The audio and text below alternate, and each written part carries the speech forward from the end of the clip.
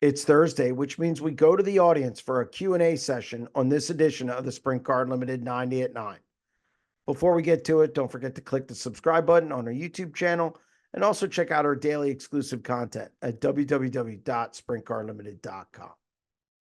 This week's question comes from Central Pennsylvania's Bill McIntyre III. He asks, why don't racetracks charge less at the gate to get more fans in the stands and in turn make more money than charging a higher ticket price and getting less fans? It's a good question, and it requires a little bit of math. So here we go. In this scenario, you could get 1,000 fans at $17 or 700 fans at the higher price of $20. That's 17,000, 14,000, and it plays into that less is more concept. Here is the problem: fear. Tracks don't want to, or they're afraid to put an initiative like this in place. Promoters have a price point to break even with purse and other expenses, and they hope to exceed that number to put a little jingle in their pocket. Sure, there are some other factors like how a race has performed in the past and what another track in the region is charging, but regardless, it's a risk.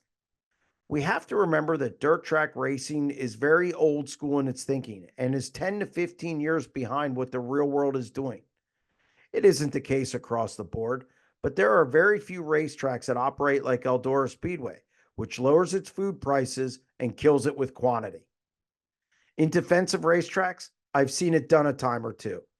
On Sunday at Selinsgrove Speedway, they lowered their pit price to $30, which is $5 less than any other track in the region. Unfortunately, it didn't lead to more people coming through the pit gate. Is that a fair trial? I don't know, but it does have some merit. Would I take a chance on it? Sure. I would lower the price on 2 or 3 events on my schedule and see if it works. If things pan out, I would do it more. If it doesn't, no harm, no foul, and you just go back to normal. That's going to wrap up this edition of the Sprint Car Unlimited 90 at 9, and we'll be back Friday. Stay tuned.